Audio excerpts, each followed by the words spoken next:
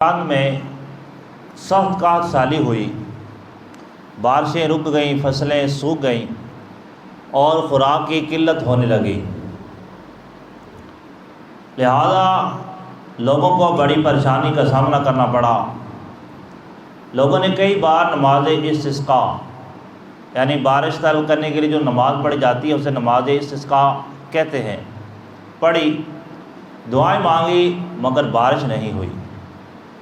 پریشانی کے انہی دنوں میں ایک روز ایک شخص شہر کے قاضی کے پاس گیا اور کہنے لگا، قاضی صاحب میری ایک رائے ہے، اگر آپ کہیں تو میں اپنی رائے آپ کی بارگاہ پیش کرتا ہوں۔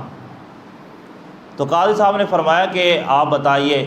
اس نے کہا کہ سمرقند کے قریب ہی اللہ پاک کے نیک اور برگزیدہ بندے امام بخاری رحمۃ اللہ تعالی علیہ کا مزار ہے۔ آپ اور آپ کے شہر والے لوگ امام بخاری رحمۃ اللہ تعالی علیہ کے مزار پہ جائیں اور وہاں جا کر اللہ پاک کی بارگاہ میں بارش کی دعا کریں۔ اللہ پاک کی بارگاہ میں امید ہے کہ اللہ پاک ان کا وسیلہ قبول فرمائے گا اور بارش کا نزول فرمائے گا۔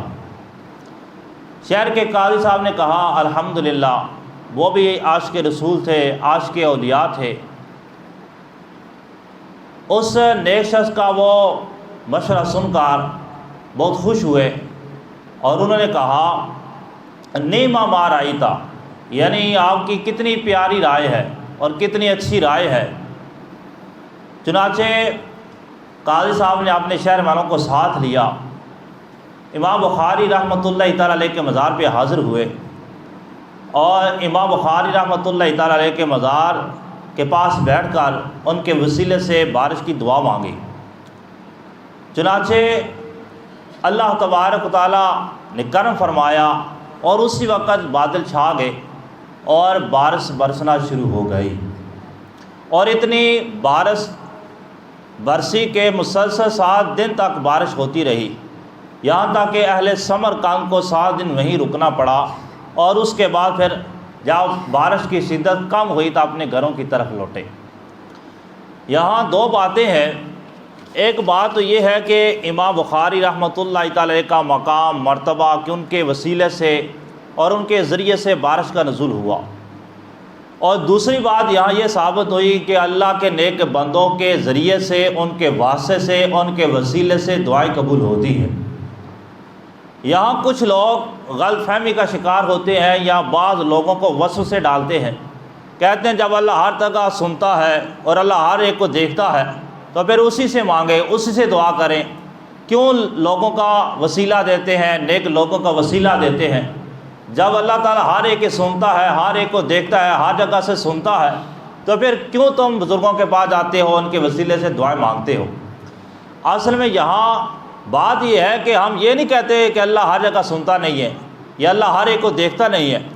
یہاں مسئلہ یہ ہے کہ ہم گناہ گار ہیں، ہم اسی شعار ہیں، ہمارے جسم کا عضو گناہ میں مبتلا ہوتا ہے، اور ہم کہاں اس قابل کہ اللہ کی رحمتیں ہم پر برسیں۔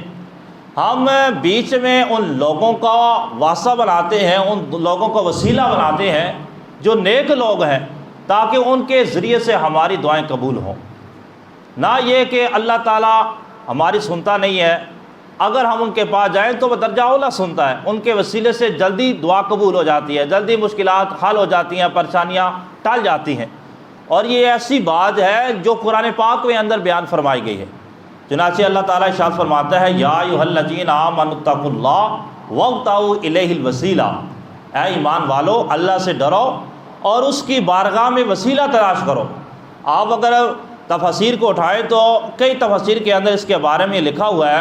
مفتی احمد یار خان نعیمی گجراتی رحمۃ اللہ تعالی فرماتے ہیں، اس سے معلوم ہوا کہ زندہ بزرگوں سے ملاقات کے لیے سفر کرنا، وفات یافتہ بزرگوں